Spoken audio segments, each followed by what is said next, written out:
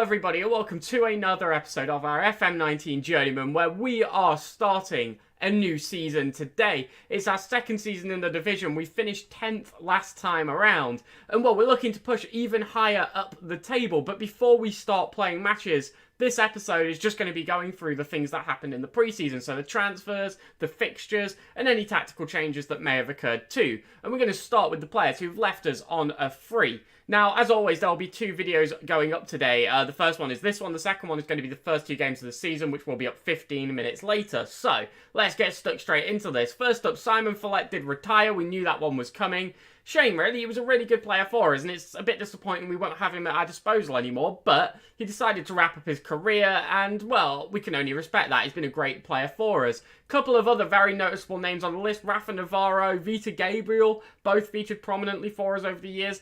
Ole Schilling's on the list.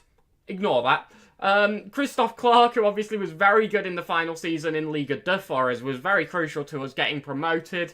Thomas Eriksson is sadly gone. I couldn't justify keeping him around anymore. He's just not really good enough. So hopefully he can still have a successful career from here on out, because he's been great for us both at Troyes and at Yarrow, and it's been great to use him. So, well, there's a lot of other youth players on here as well, but no one else who's really worth noting. So let's get to the players who went for a little bit of money. So we did manage to move on a few players for quite a bit of cash. Now, unfortunately, it's not quite as much as I would have liked, but it's good to at least get some money in the bank. Now, we only get 20% of the money from sales, but most of this has gone into just the club finances, just making sure they are secure, so that hopefully in coming seasons we can actually get more investment from the board. So Alex Zimmerman has left. I did mention that he and Nasruddin were very similar players. He's gone to Reading for 750,000. I just didn't really need him, to be honest. I wanted a more technical left-back, which meant one of our current ones had to make way, and I think Nasruddin's just done more for us when we've used him. Gregory Prevost also moved on, was obviously used in our first half season when we took over, but since then hasn't really featured at all, so seems silly to keep him around, to hold him back from developing. Just let him move on, get a bit of money in for it as well. 300,000 for him. Maël Chevalier, he featured literally a couple of times for us, barely at all. It seems like we always had better young strikers who were available, so he didn't really get too much game time for us, but we managed to get almost 200,000 for him. And then the big one, Brian Mbuemo, has moved on for £1 million.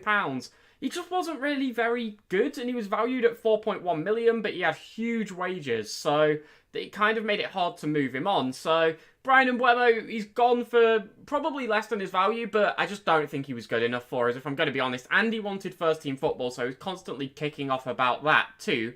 So, well, those are the players who we've managed to sell. Now, if you look over to the left, you will see the players who we've managed to bring in, and there is quite a lot of them for quite a good amount of money. So, let's start from the beginning. Now, a lot of these, as always, have been done by the director of football on free transfers, just to pad out the team a little bit. So, I will just go through the ones that we signed for our first team, starting with Olivier Quenmena. And if we go to his page here, he is a left back. He plays in the fullback role and is very capable of doing so on an attacking duty, just due to the stats he has. He's just a lot more of a technical player. You can see a lot more of these are in that good range, that above average range. So it's nice to see. He just looks like a much more technical player. Now, he is a lot less good mentally than players like Nasruddin and Zimmerman, but he is only 19 years old, and I feel like he can develop quite well. He has 11 determination, which is by no means awful. He's good physically too. I'm hoping he can be a good threat down this left flank from the left-back position, playing as a fullback on attack.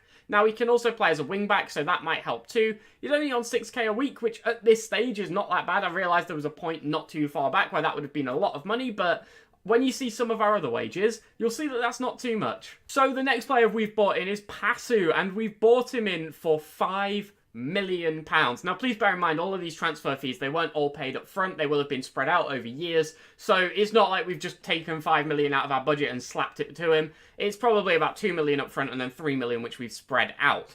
But he's a Segundo Volante, also capable of playing as an anchorman, so he can be a good backup to Elan Bordas if we have any issues there.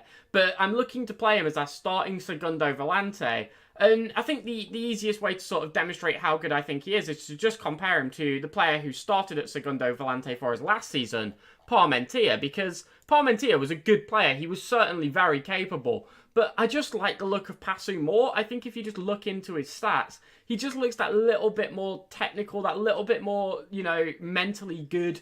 That is slightly worse physically. It's hard to hide that one. But yeah, I just think things like, you know, his first touch being better, his technique being better, and then his defensive attributes too, like his marking, it's just going to help us just a little bit. And then things like long shots as well, it might help us grab a couple more goals. Now, there are a couple of areas which are noticeably worse, which might hurt a little bit. Things like dribbling, crossing may play a slight role too. The other thing is he's a worse penalty taker in a team full of bad penalty takers. We still don't have a penalty taker. I'll spoil that one for you right away. But mentally is where he really shines. Now, he is a fair bit older. He's 27. So we have sort of signed him in his prime. But he's very, very solid in this attribute. He's sort of got good vision, got that good work rate, got that good positioning. The determination's off the charts, but I don't think that will play too much of a role. Now, he's already 27 years old. But he is just a little bit better. Now, like I said, physically a little bit slower, a little bit worse on the jumping reach. But I think his technical attributes will make up for that. And obviously, Parmentier is still here. So we now have two excellent players who can compete for that one role, and I think that's a really good thing to have. Now, when I said that some of the wages will make you realise that 6k isn't that much, Pasu is here on £19,000 a week. He's our highest paid player, and I've got high hopes that he's going to be a great creative force in the centre of the park. If we just take a quick look at his history, you'll see that he's bounced around sort of the Ligue 1 and Ligue 2, but he's always been, I don't know, he's never really performed that well, but I've just got so much faith in his stats, and I think if we use him correctly, we can get so much out of him. Next player on our list is Matteo Preti, a striker. Now, we needed a good player to back up Noé Stefan, or maybe even start over him, because he does look very promising, and they look like they're going to compete quite well. However, Preti, fair bit older, he's 26 years old, so I'm hoping he can put that pressure on Stefan, and if Stefan doesn't perform, we can just bring Preti in and we should be able to get some good goals out of him, because he looks like quite a good all-rounded advanced forward. He doesn't excel anywhere, but he's a backup. I don't want that. I just want someone who can be consistently good. And when we bring them on, they can bag a goal, they can compete, and they can have an impact on the game from the bench, and I think we're really going to get that. He didn't cost us too much at all. He was only 2.1 million, and like I said, this will be spread out over several years, but when he's performed in the Serie B, you can see here, he's been there for 3 seasons, bagging over a 7 rating each time, which is outstanding. He did quite well in the Serie A too. He only featured 4 times and got almost a 7 rating. But yeah, he's been lighting up the Serie B, scoring over 10 goals a season for 3 years now. I felt like it was a good chance to bring him in and see what he can do at a higher level than that.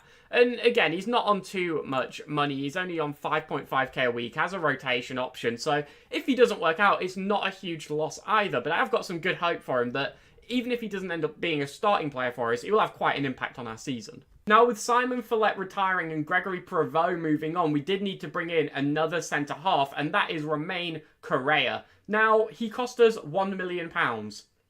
I don't know how. He's really, really good. And similar to what I did with Parmentier, I think the easiest way to sort of show off how good I think he is to compare him to Zacharias Antonio. I mean, Zacharias Antonio was by far our best centre-half. Just look at it. Just look at the amount that's going over to the green. It's ridiculous. Now, you may look at this and think, oh, Zacharias Antonio is significantly worse. Not quite the case. It's a little bit deceptive.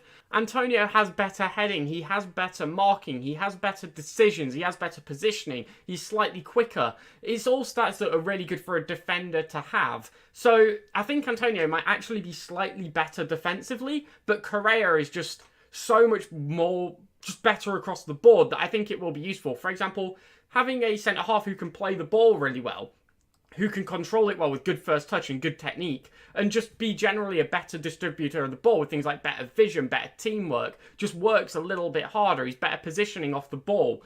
I just think he's going to contribute so much to this team and just provide us a different dynamic in our centre-half pairing where he can actually play the ball. He can actually be a contributor in our attack from a defensive position, if that makes sense. So I think to pick Correa up for $1 million is an absolute steal. He's looking like he's going to be a starter alongside Antonio for us. He is 27 years old, so again, we've signed someone a little bit older, as has sort of been the theme so far.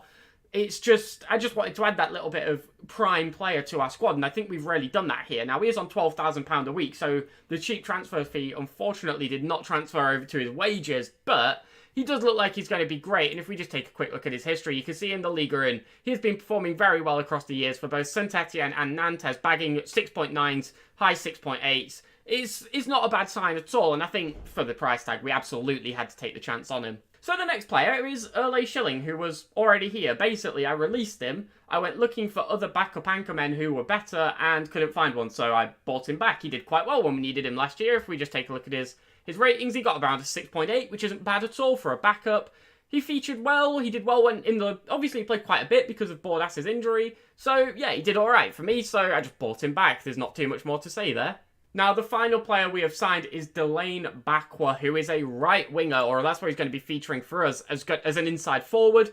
Obviously, with Mbeumo moving on, I wanted to bring somebody else in to sort of play that inside forward role. I think Bakwa's going to be that man. Now, he did set us back quite a bit, and he's a rotation player on £13,500 a week, which is ridiculous, but he can play on both sides as well, and I do think he probably is slightly better on the left than Mawesa, which might cause problems for him this year, but I think he's going to feature quite heavily on both flanks. I think he's a really good option to have, and I'm just quite confident that he is going to perform very, very well for us when needed, and if he can start to compete for a starting spot on one of the flanks, that would be excellent too, because he is on a lot of money, but he does look quite good. He's very well rounded, and like I said, from a backup player, from a player who's going to sort of be filling in a lot of different places, that's exactly what I want. So this is how our starting 11 is looking to shape up, and a couple of the new guys are in there, Pasu and Kwamena, both featuring in our starting 11. Now, the only one to really ignore is Schilling. Bordas would be playing, but he's injured for 9 days and suspended for a game, so he isn't going to be playing probably in the first 2 games of the season, but back then he should be featuring. So we still have the same front four of Stefan, Asay, Marietti and Gransar, but we have just more backups behind them in case they don't perform. We have Bakwa, we have Preti, who I think are going to be just what we need. If players don't perform, we can take them out and put other players in, and I honestly just think that's what we were lacking, that when players did go out of form, we just had no depth. And I think with a team like this, we really need that. Diabate is still on the bench. Now, I was looking to make him start this season, but when Correa became available, it was just impossible to turn down, and Diabate just doesn't compete with either Correa or Antonio yet. So, unfortunately, you may have to wait a little bit longer. It's a shame, really. I think the only other player who I really want to note is Royer, who is still here. I was going to loan him out, but I couldn't find a better third-choice striker who I thought would sort of be as impactful as him, and at the same time, the clubs that wanted him on loan were only going to take him as a rotation option, so it seemed a bit silly to loan him out to do the same job there that he would do here. So I'm hoping we can have quite a good season. I'm quite optimistic about the transfers we've made because I just think we've added exactly what we need, which is more depth and strength within that depth, which is, honestly, I just really do think that's what we lack. So, like, Parmentier and Passo are very, very similar. If one of them underperforms, we can just put the other one in. We've got 2 good right wingers. We don't have Mbeumo anymore. He just hasn't performed for 2 seasons now. Asay and Mawesa are still on that left-hand side. Bakwa also capable of playing there. Marietti, Sandro Mourinho is still here. This probably warrants mention because he just didn't feature at all last season. He barely played. He'll probably barely play again. The thing is that Marietti's just so good. I'm just glad we found a player who was happy to be a backup, to be honest. And he's not so awful that if we need him, he can't feature. I'm sure he can do a job.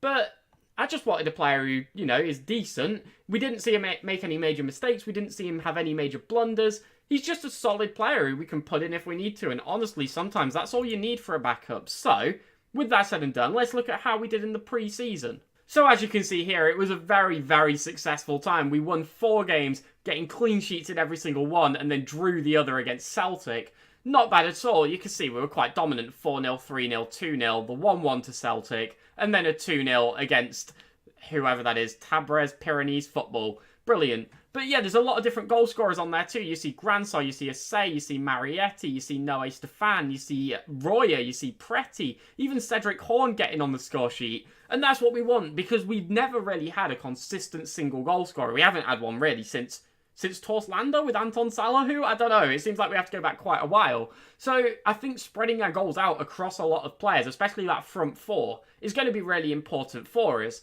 So with that all said and done, I think the last thing to really check is how we're doing. And we are now 55% on that reputation. We're almost at the full 3 stars. We're doing very well for ourselves, and we are starting to get that reputation up as our performances get better and better. I think we had a really successful time last season, and I'm looking to do the same this season. Now, our goal is only to avoid relegation, because that's what we're predicted to do. We are once again predicted to finish dead last. And I'm not going to complain about that. It means if we underperform, we can keep the job. But I really do think we can punch well above our weight and try and finish at least safely in this top half around at least sort of 7th or 8th is what I want, but I really want to try and push for these Europa League spots. I think that's the next big step up for us. So with all that said and done, let's wrap this up here. Now, obviously, like I said, the next video will be up straight after this one at 5:45, and it will contain the first 2 games of the season. So be sure to stick around for that. Thank you all very much for watching, and I will catch you all in that video. Have a great watch of that, I guess. I don't know. I normally finish with have a great night, but I'm going to see you in like 10 seconds. So, yeah, I'll see you there. Bye.